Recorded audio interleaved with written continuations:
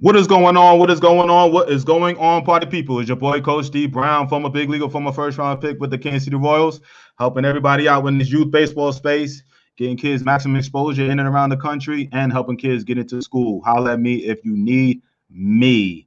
Man, so listen, the beauty of this, like I said, last week I had my boy Mike Cavers on.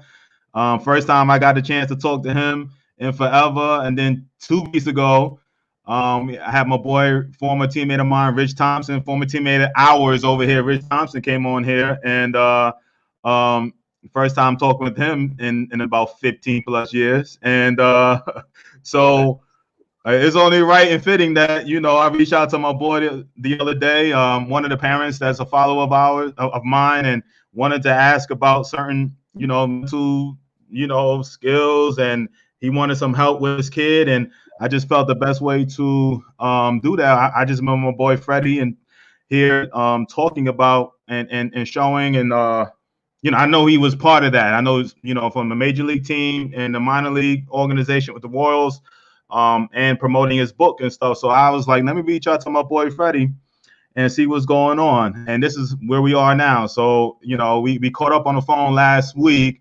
That was the first time I heard my boy's voice.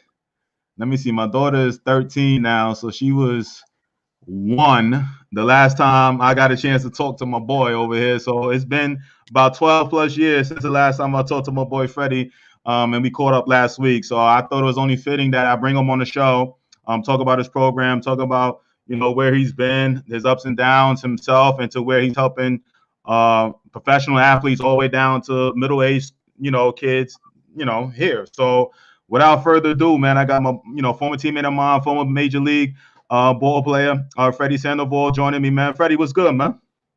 Not much, D. Thank you so much for the invitation. I absolutely loved hearing from you last week. After so many years, it's always great to catch up with great friends like yourself, man.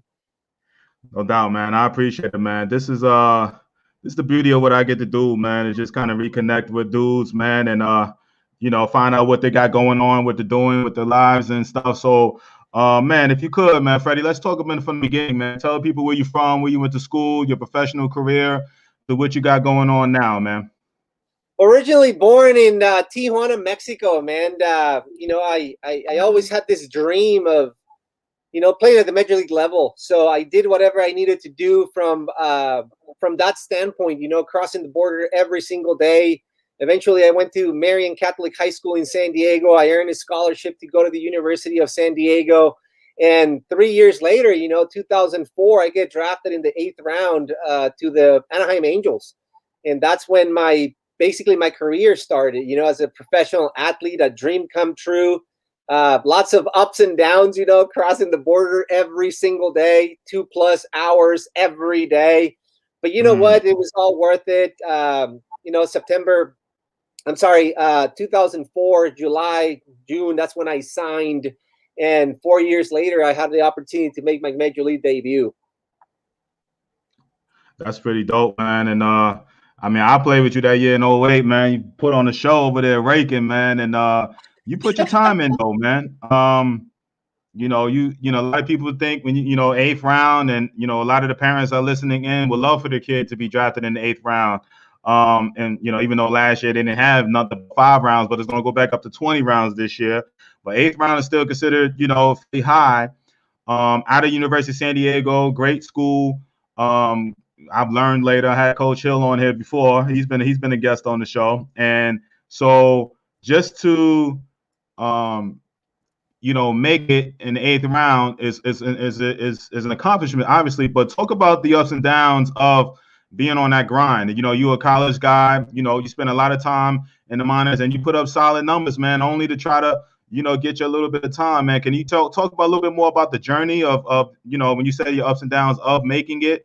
Talk a little bit about your story on that side, man. Well, I think one of the biggest things, D, is for people to understand that it doesn't matter how good you are, you're going to face the best competition. I think that was the first thing for me. Putting good numbers in college, getting drafted, maybe I don't want to say maybe being the best player, but being a pretty good player in college. where, you know, you're maybe above average skill wise than a lot of the kids. And eventually you get to pro ball and all of a sudden everyone's the same or better than you. And that's like the first shock, you know, mentally. It's just like, wow, like now I'm behind all of these guys. And, you know, going to my first season, yes, I did play 50 plus games in college, but it's nowhere close to 140 games. Like, you know, it's almost 3 times as much or many games. And the mental grind, the physical, like, you know, just how your body breaks down, man. You know, we always joked around like how you start with your stance up above and like halfway through the season, your bat's like down here. Those are the little challenges that a lot of people don't understand, you know, and I think it's important for them to understand that, you know, for me, it was always about having fun. It didn't matter. Yes, the numbers were going to be there or not, you know, especially playing every day, you know, you have the opportunity to improve the next day. But that's also the mental challenge about, like, you know, when you're not doing well, like, you know, you get in that hole or those so-called like slumps. But I always try to have fun, just enjoy the game, being out there. I think it's super important for kids to understand that, you know, that you can have you can make a decision, and that decision comes from your mind to enjoy what you're doing, because the grind is going to be there every single day. So my journey, like, you know, like I said earlier, was full of ups and downs, putting up good numbers, bad numbers, getting injuries, etc. And, you know, I think one of the hardest things is to know and understand that you have no control. You know, for one of those, for majority of the players that play minor league baseball, I mean, we will call ourselves up immediately, you know. But 2007, you know, you mentioned Rich Thompson. We went to the Futures game together in 2007.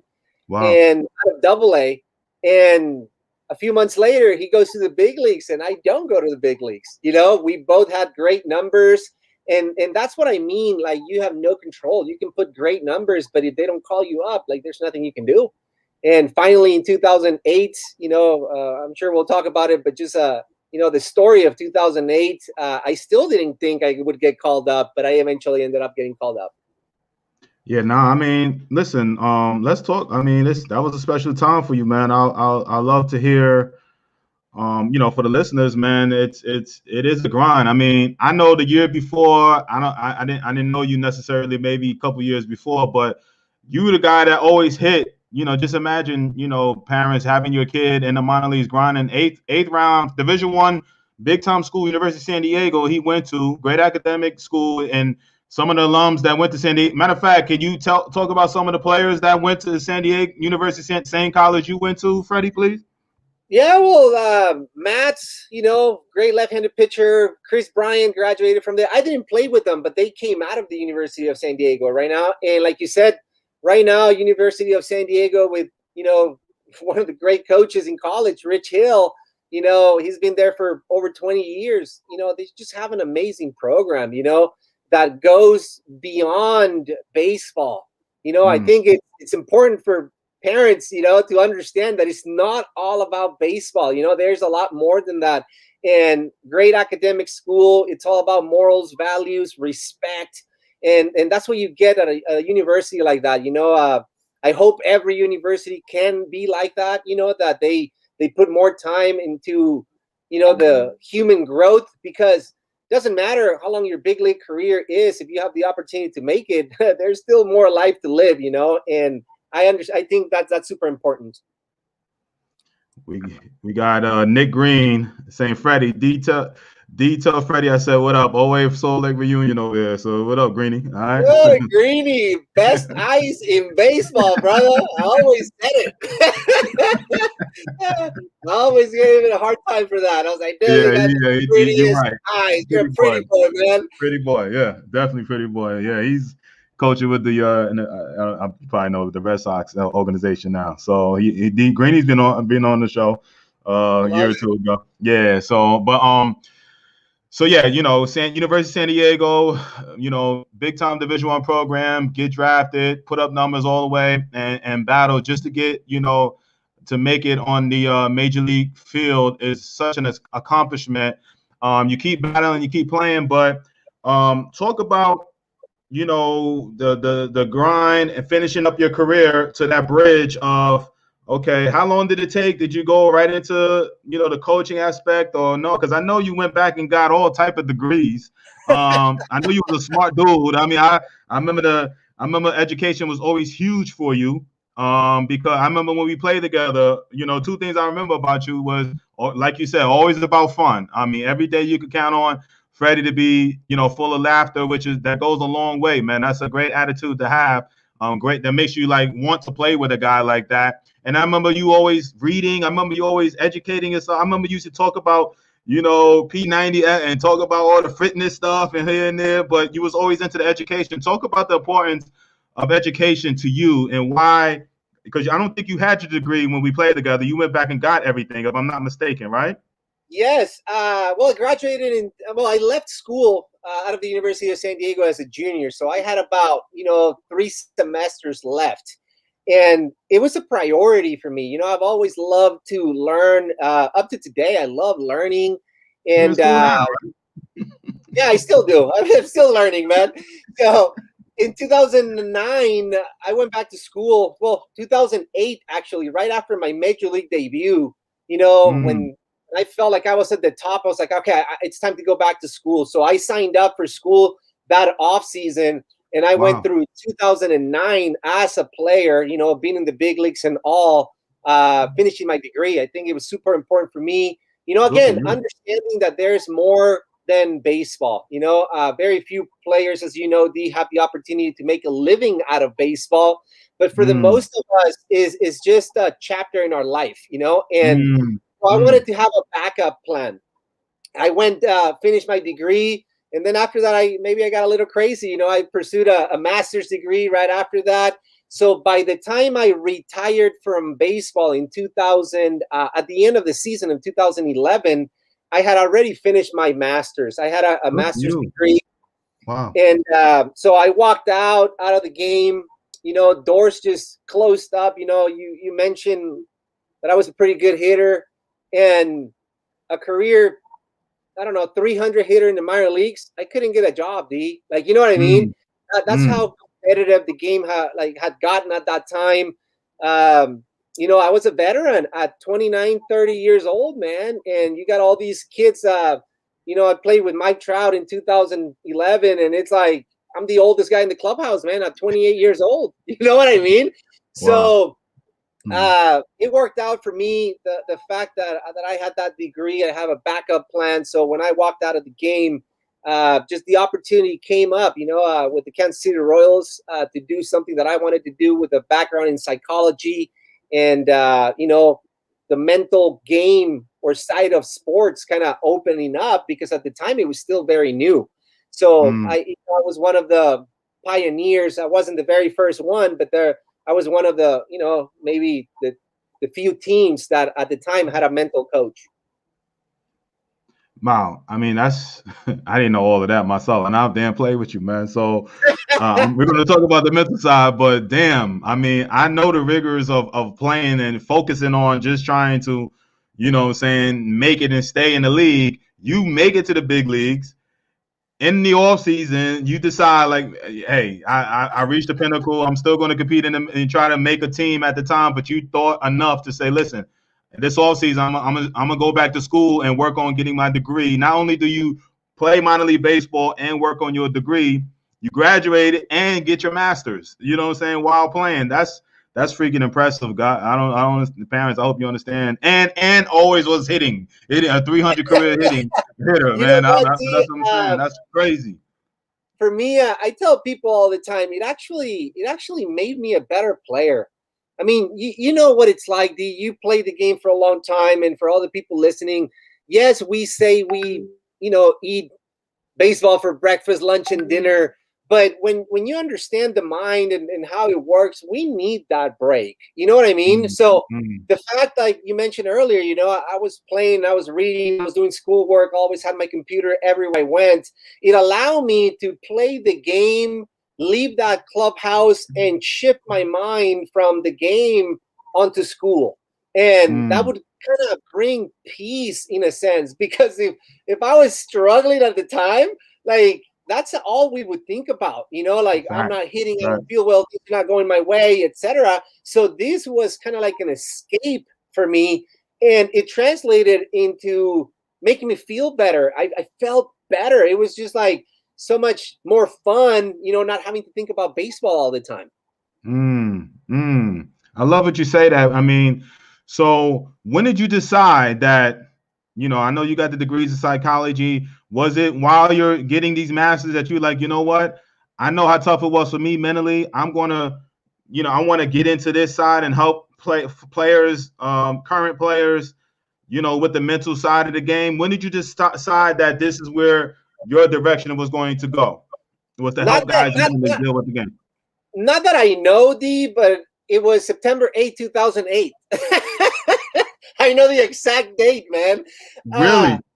Every day I was a minor league player, I never wanted to take a day off. I was that player, like they say, you take a day off, then the Wally Pipp story, somebody's going to play. So I always thought about that. Coaches would come up to say, hey, I want to give you a day off. I'm like, no, I'm not. I'm not taking it.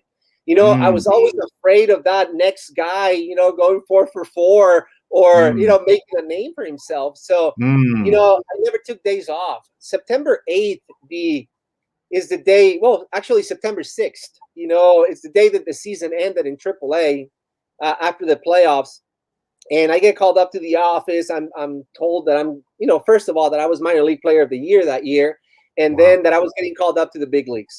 And I don't mean it disrespectfully to any of the guys that were in that clubhouse, but you come out of the clubhouse, man, and, it's a bunch of like negative vibes, like you feel it. Like some people are like, hey, I'm happy for you, man. And it's just like, it's not even meaningful because, and again, I understand it because we're all trying to achieve the same goal, and we're all trying to get to the big leagues. But that day I was, man, I don't want to be like that. I don't want to be the player that I was before, like not taking days off, not being, happy for the player that gets called up or that has success. Like I felt it. And that's when, I want to pursue this mind thing because it is a mental state, so that was the day for me, man. And again, like I said, I don't mean any disrespect to any of the guys that were there that year in the clubhouse, but you feel that, like I wanted to be the guy to get called up and it wasn't me, it was you. And that's the competitiveness of every day of professional baseball, like you're always fighting against other players because we all want to achieve the same goal. Yeah, I think I mean that's a nugget right there to itself because from a youth baseball space, obviously that's my audience of parents of youth baseball players. You want to try to keep it fun, and I just talked about you always always keeping it lighthearted, but you and I know at that level it's a cutthroat business. You just said you've been playing with guys 4 or 5 plus years, and you would think that they would guys that have already had their time too up there. You would think guys would truly be happy for you to make it your first time up, you getting your shot, and for you to feel like, man, these dudes ain't even happy for me. That kind of I know that's when you say you want to get into the mental side, but that had to put everything in perspective to understand. And our parents, I want you guys to understand. You heard from the Bobby Scales and the different players that have been on here, man. It is a cutthroat business. It's very hard to get close to guys and truly be happy for guys. You have to really be in your core. You have to be that type of guy. Am I right? Or am I right, Freddie? Because it's a lot of jealousy, it's a lot of cutthroat, man. Right? I mean, 2 things that you went through as a player. You hit a homer, a great accomplishment. You come in and guys are giving you a, hey, like kind of like, they don't even look at you. They turn their face around. They're like, hey, good job. Like, you know what I mean? That's the number one thing. Like you feel it all the way. Why? Because you're having success, and your success means I am being overlooked.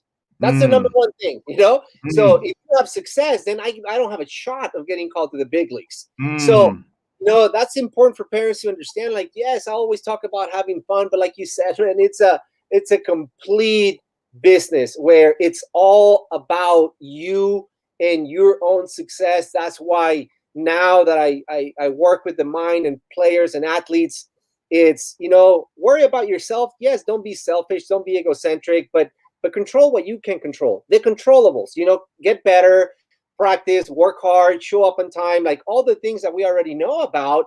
But it has to start with you. Focus on you first before you can focus on anybody else. And yes, approach, be as helpful as you can. I don't know if you remember the name Chris Pettit, outfielder that absolutely great. Used to be great friends, and we used to talk on the phone a lot. And he'd be like, Freddie, I'm struggling with my swing. I'm sending you a video. Can you tell me what's wrong?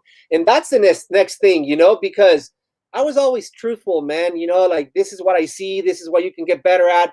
Because at that level, D, you look up to the guy right next to you and it's like, hey, what am I doing wrong? Nothing, man. Keep struggling. Like, hey, nothing. You look great. And all these flaws, but if I help you, then I put myself in jeopardy.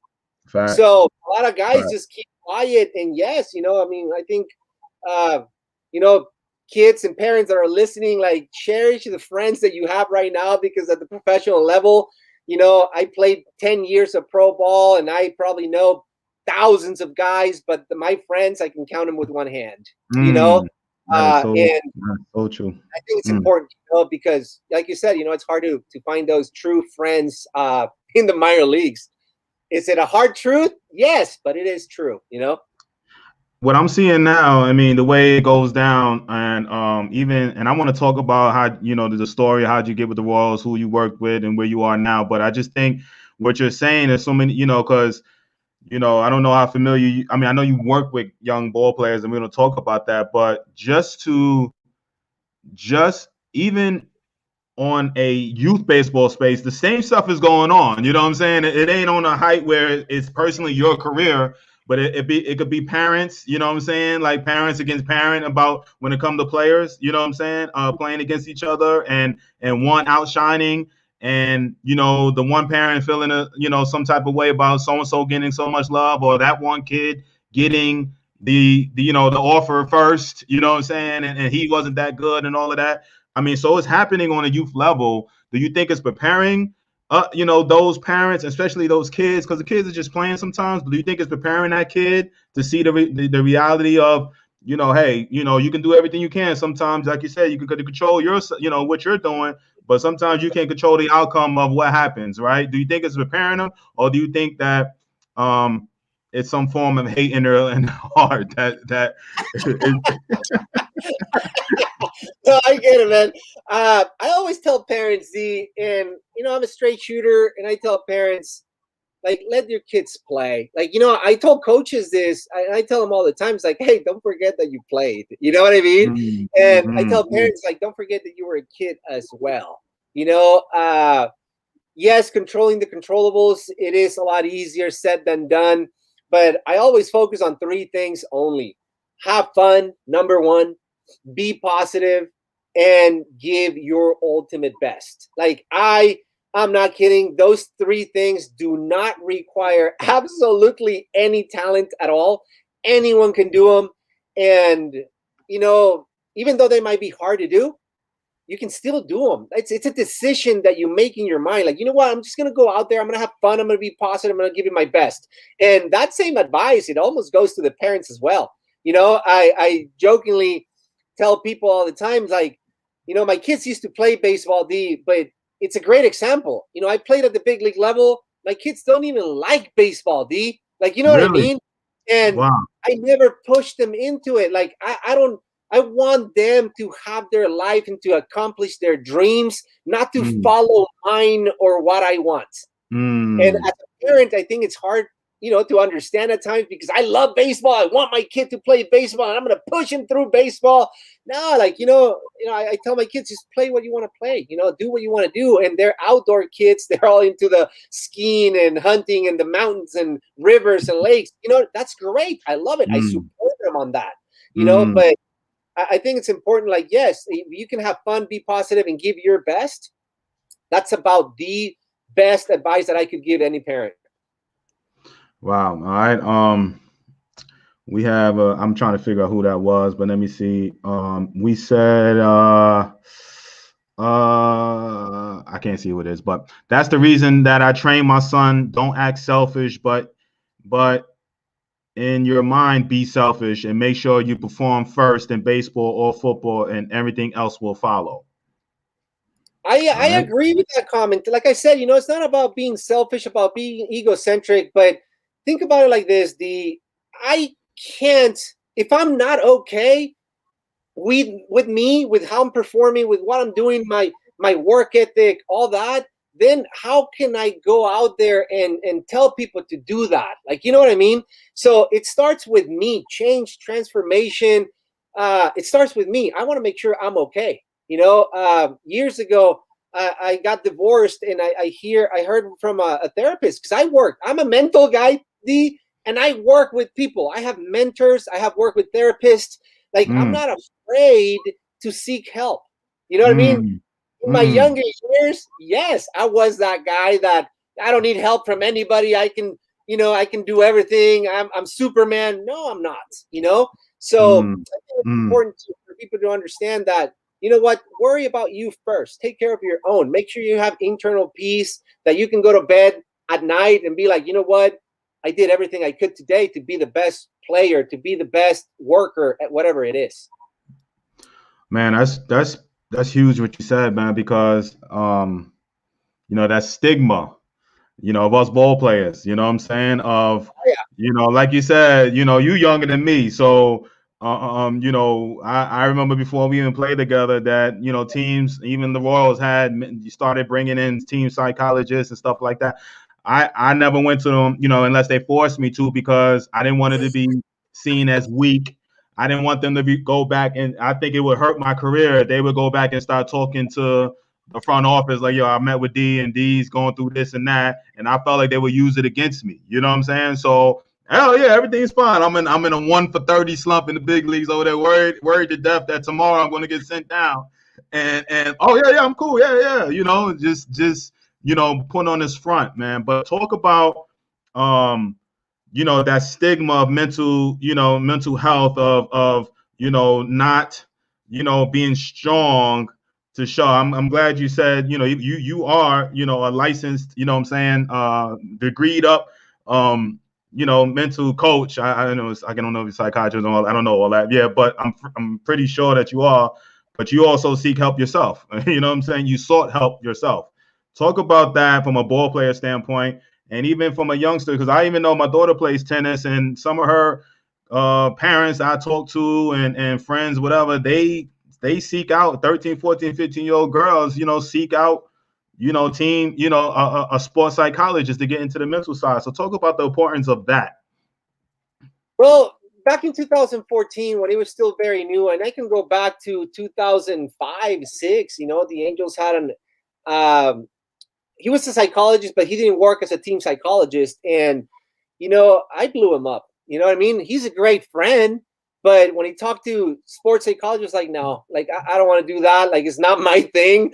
D, back in 2009, with the Angels, Kazmir comes to the Angels.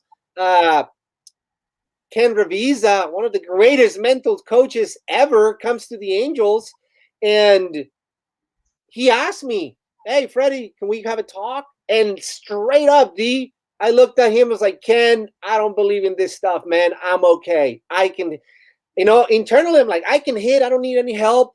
And look, I get chills, brother, because this is what I do for a living now. You know what I mean? Wow.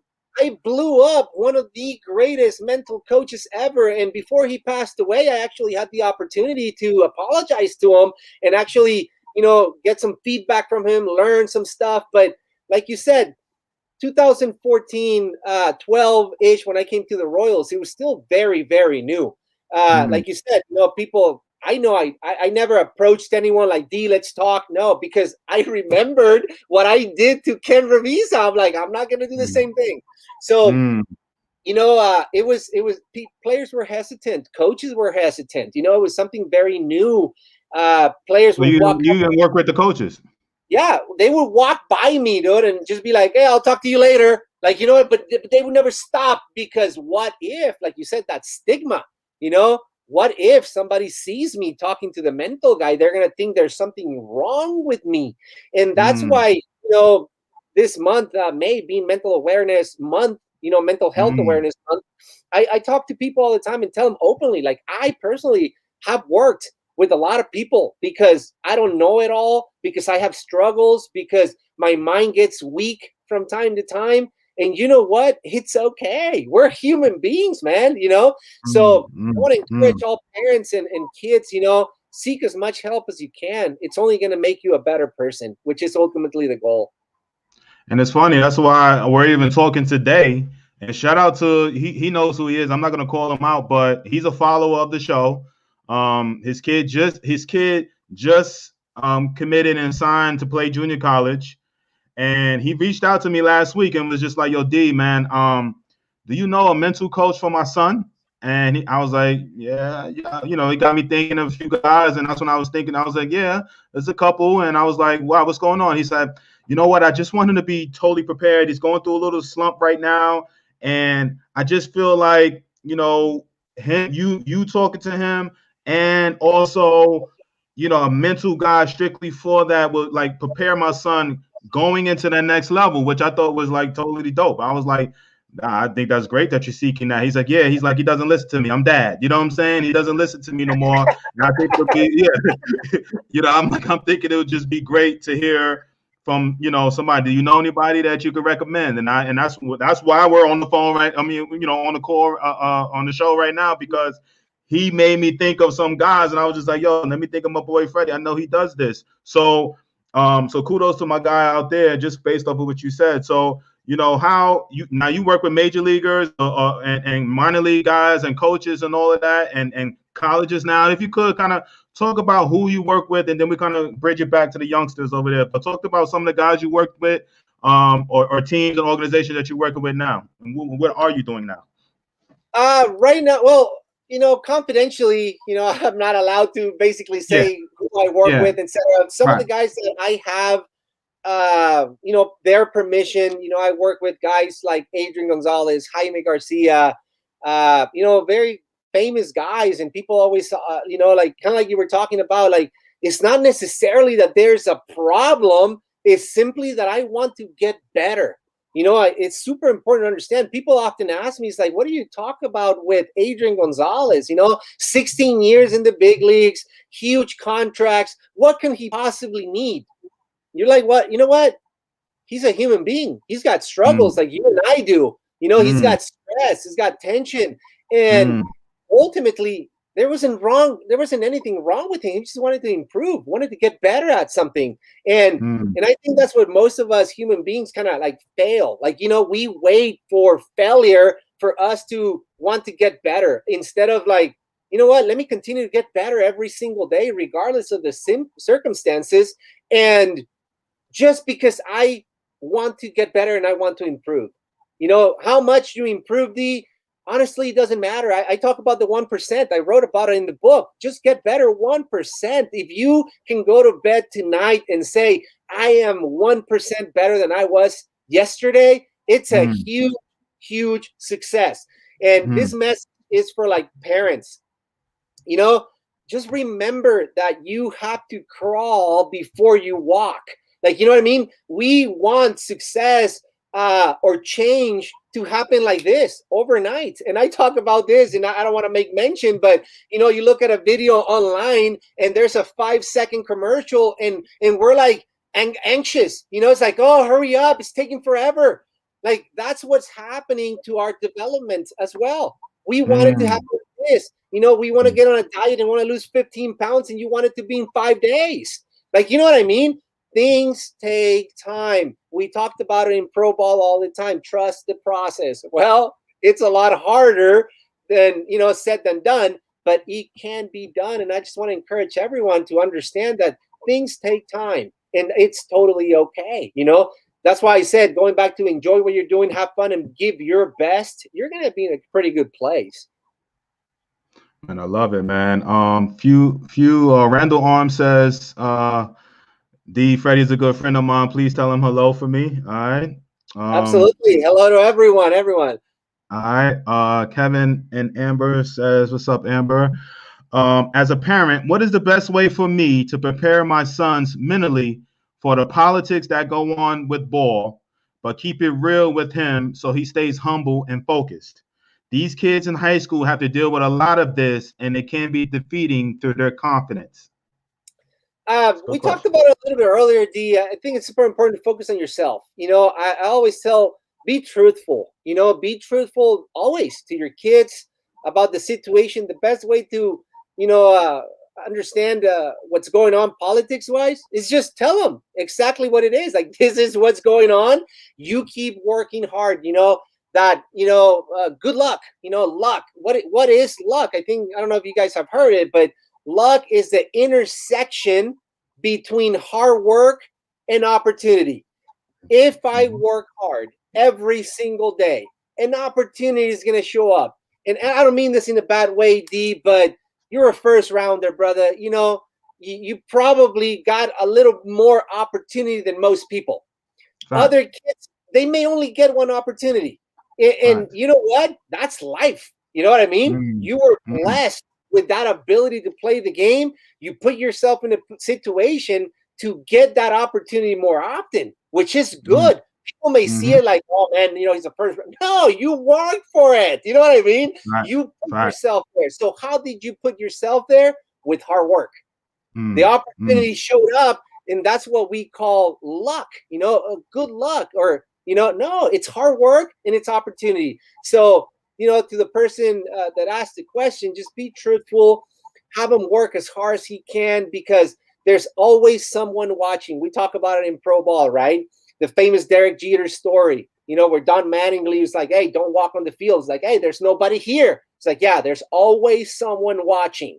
And Derek Jeter never walked on the field ever again for 20 years.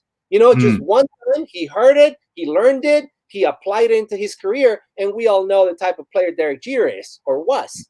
But my point is, when your work ethic is there, an opportunity is going to come up. And if an opportunity doesn't come up, I guarantee you, people are going to watch. And when they watch, they will, make mention of what's going on. And it can happen both good and bad, So good thing. I'm only speaking of good things. Like work hard, run hard, be on time, be a great teammate, be a great person, and you will make yourself noticeable. All right, great message. All right. He said that's real talk. All right. Message came in. Sergio says, I always tell my son Super, when you feel that you can't do something mentally, just remember these three things: find a way, make the way, and make it happen. Excuses are lies, and thank God he got it. Yeah, he got that message. Yes, he does. All right.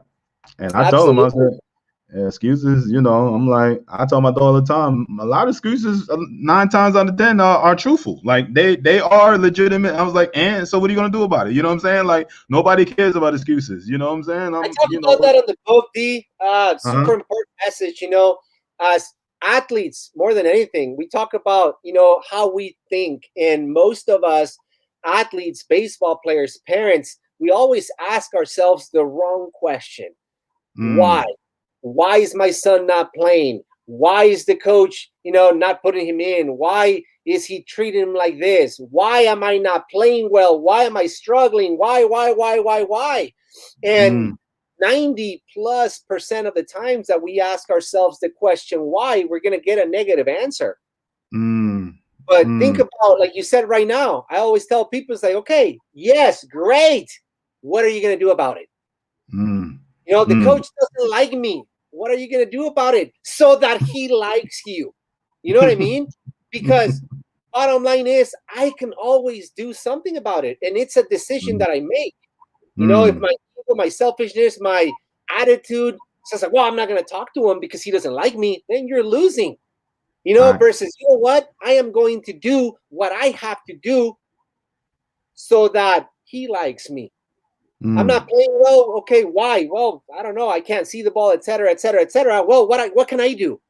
And now it puts me into an action plan. So the question why takes you to a negative answer. The question what takes you to an action plan.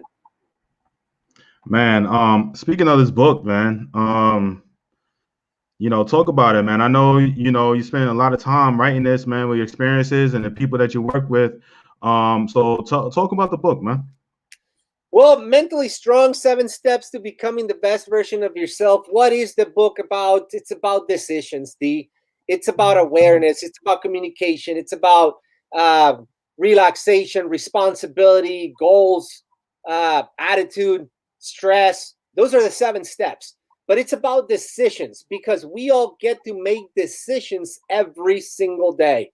And consciously, sometimes we put ourselves in a situation that we don't want to be in consciously. So imagine what happens when you don't even know what's happening.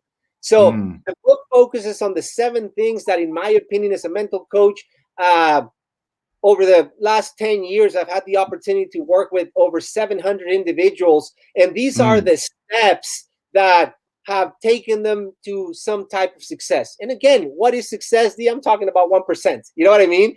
Whether a person improved, this much or this little, it doesn't matter if it's improvement. And, Mentally Strong was a dream come true, literally. Writing this book, it had the opportunity to become a bestseller, which was a huge surprise for me. It is about to come out in Spanish in the next few months now. And just super exciting, for me, it's not even about the sales. If people know about authors, like, you don't get rich about writing a book. It's about the message. If this book can influence one life, my message is done, is complete. You know what I mean? Because it is contagious. One life will influence another and another and another, and the message will spread out. So that's what the book is about. If you could take, you kind of overviewing it, which is awesome. But if you could take one strong message from that, your book, all right, and parents, I'm going to put a link up there and they'll find it on the site, right, Freddie? Right. The book is on sale everywhere: Amazon, iTunes, all the available platforms, on ebook and physical format. On my website, mentallystrongthebook.com, that's where people can get signed books and all that. It's the only difference. If you want a signed book, just go to my website, reach out to me personally. If you can buy it anywhere. All right, good deal. All right. But if you could take one message, all right, from the and that's the link right there to it. All right, people are they listening in? One message that you can take from the book that you can share with the followers that that's listening in, that really will resonate with them. I know all the steps, 7 steps will be great, man. But what if you could take one message, you know what I'm saying, or one, tactic or drill or something from your book that you can share with us right now, what would that be? I would say that, like I said, well, I love this quote, and this quote is not mine, but that you're always one decision away from a complete different life. I talk about that in the note of the author. Life is full of choices, and we have a super famous quote in the United States that says, life is about choices. And I have always disagreed with that, D, because there's too many choices. I have the choice to be good, to be bad, to go left, to go right, to look up, down, etc. And it's too many choices. And,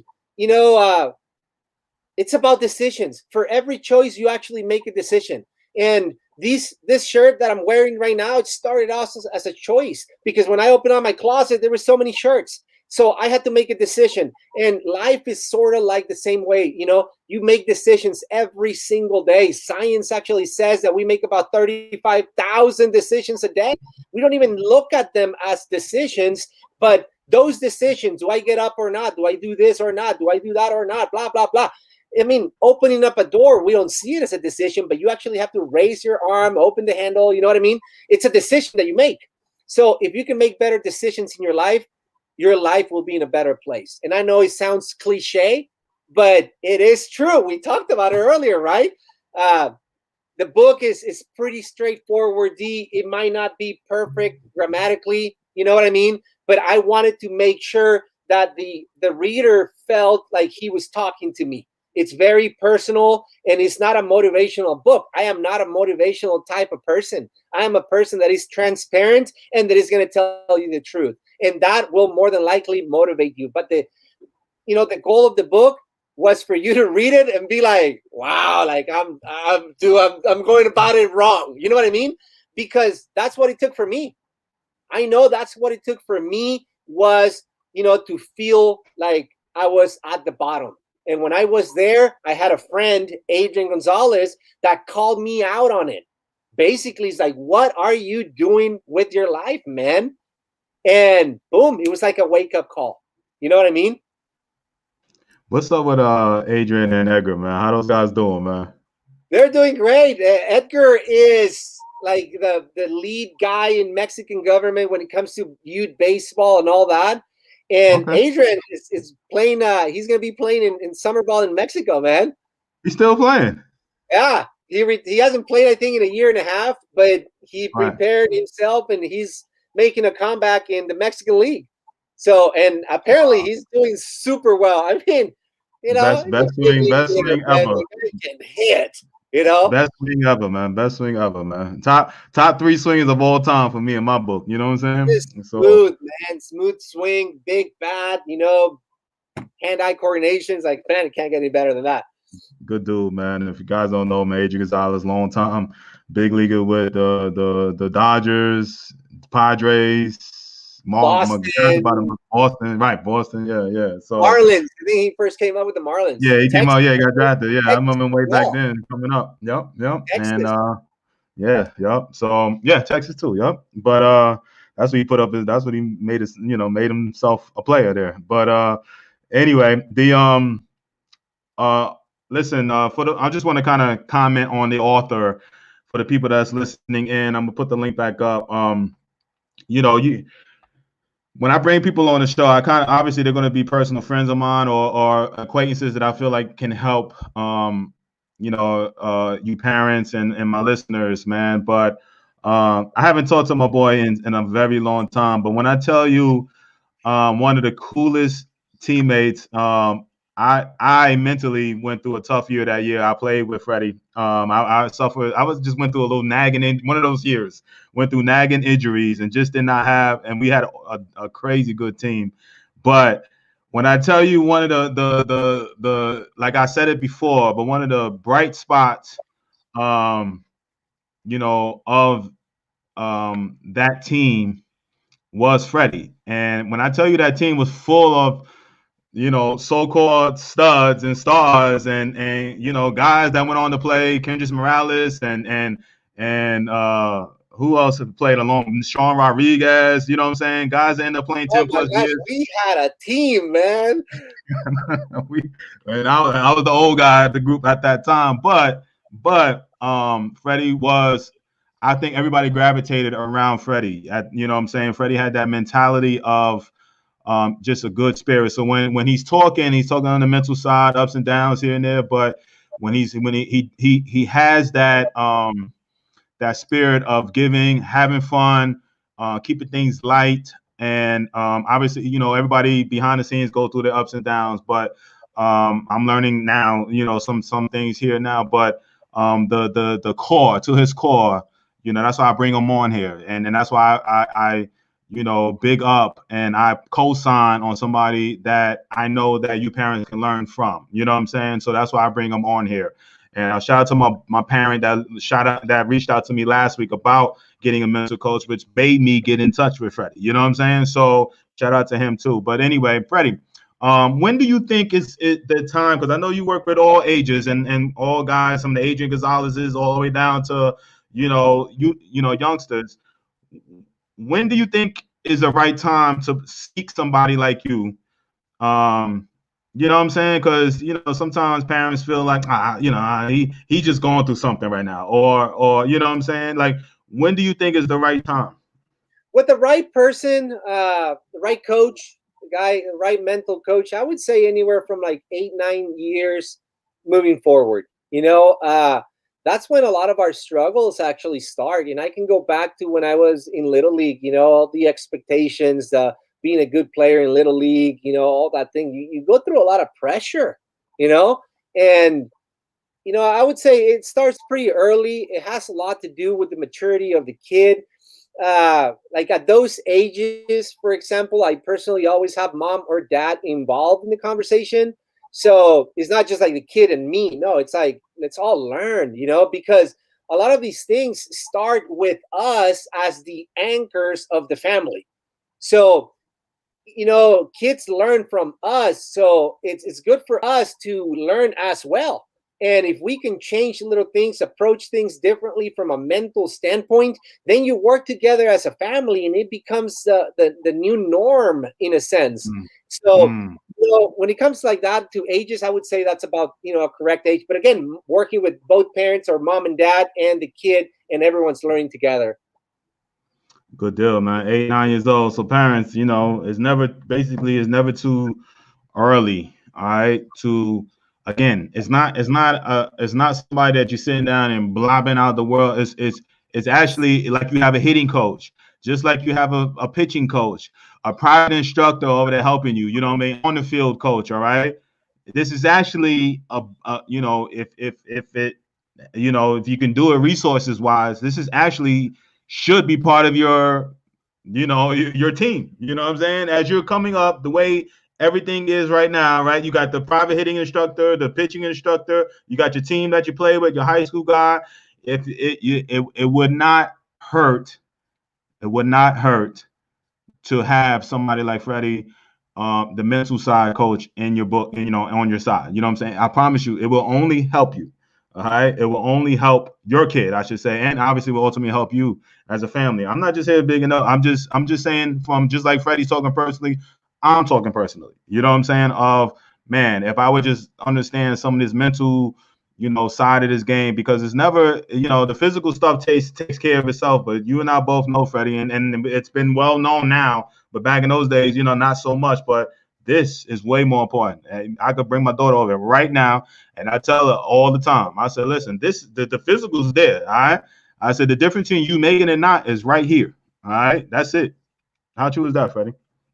I tell people all the time to ask themselves this question, and whatever your sport is, you know, we're talking about baseball. Is baseball a mental sport? You know, is basketball, is football, is hockey, is any sport, are they mental? You know, you're going to have your own answer. And chances are you're going to agree that it is pretty mental.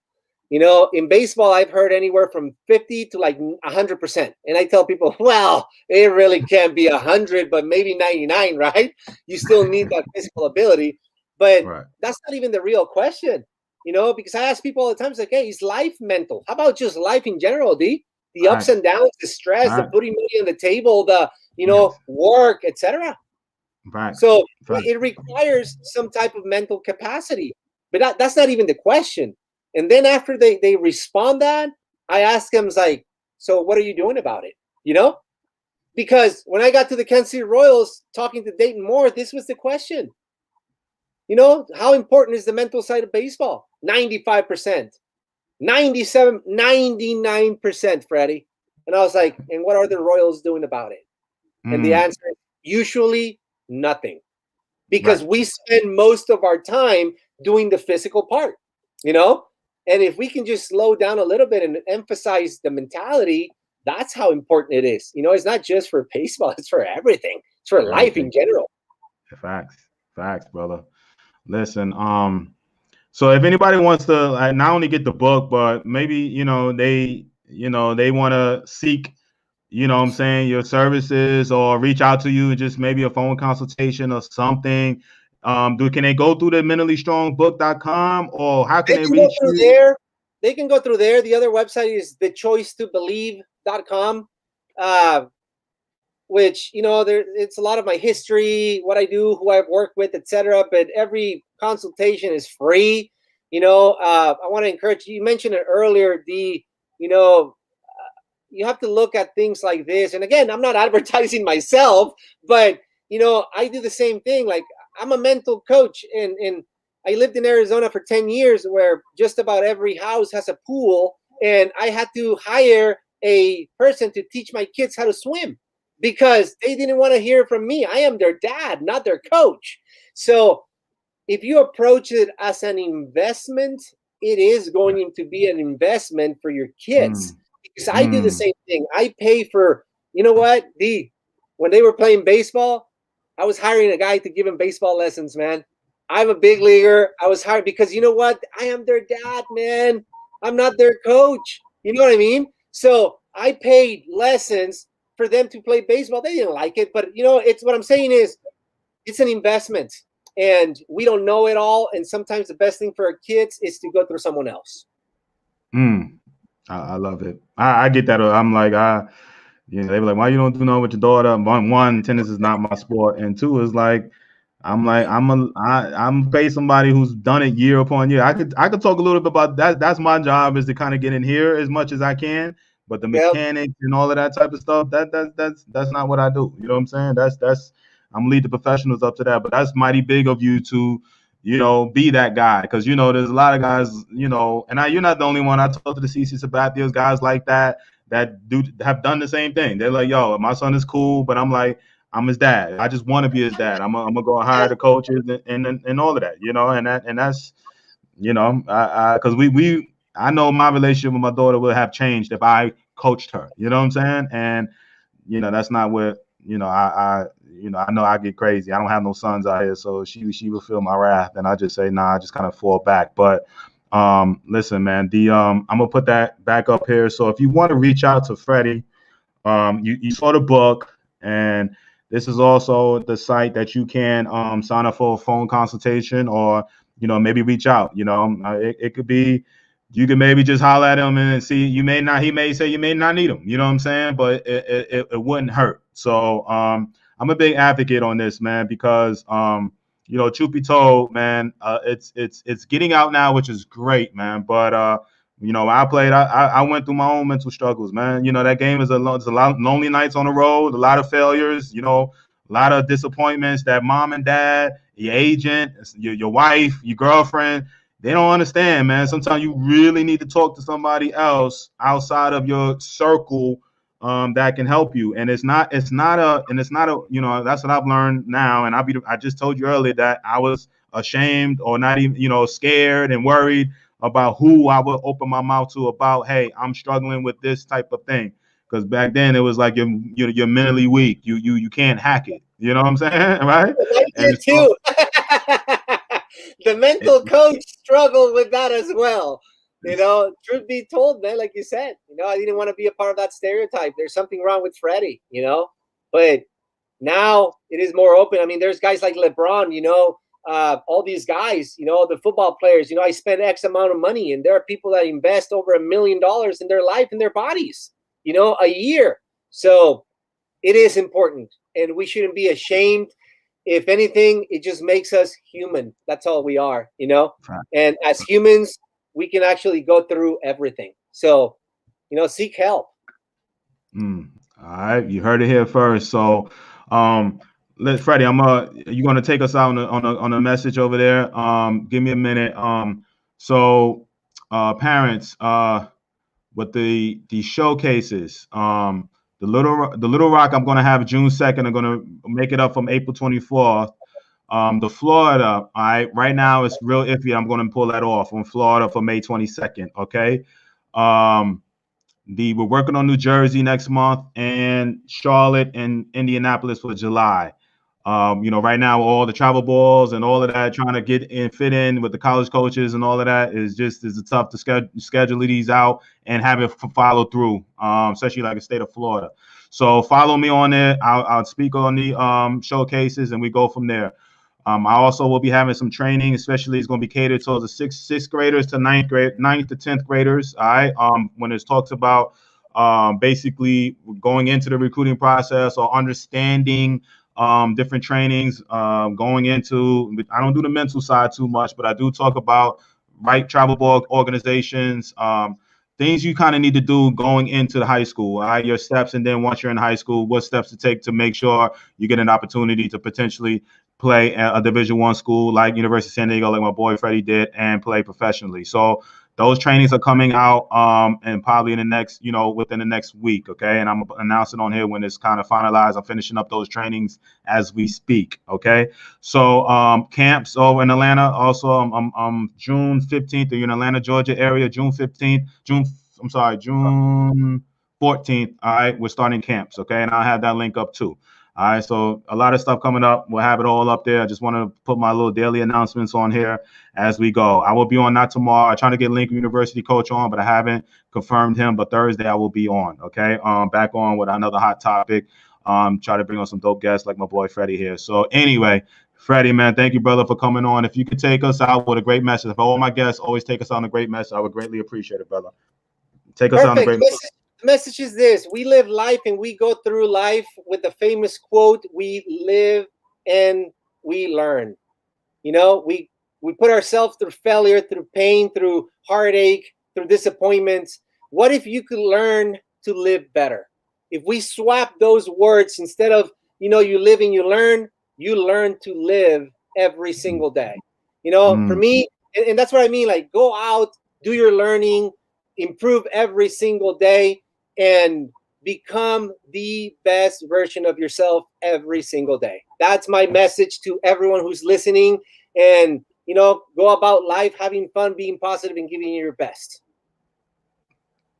I ain't got to say no more. All right, Thursday, 4 p.m. Eastern, I will be back on. Freddie, love you, my brother. Thank you, man, for coming on, man, and blessing us, man. It's been a long time, man. Definitely got to keep in touch. And anybody that I know is asking, I will be reaching out, man, and I'd love to have you on in the near future. Next time you got another book, program, something coming out, come holler at me, brother. All right? Will do. My love to you, brother, to you and your family. Thank you for the invitation. Thank you to everyone who's listening. And, good vibes to everyone. Appreciate it, Freddie. All right, you heard it there. 4 p.m. Eastern on Thursday. I'll see you guys. All right? You guys take care. Have a great one. Thank you, Freddie. Thank you, D. All right.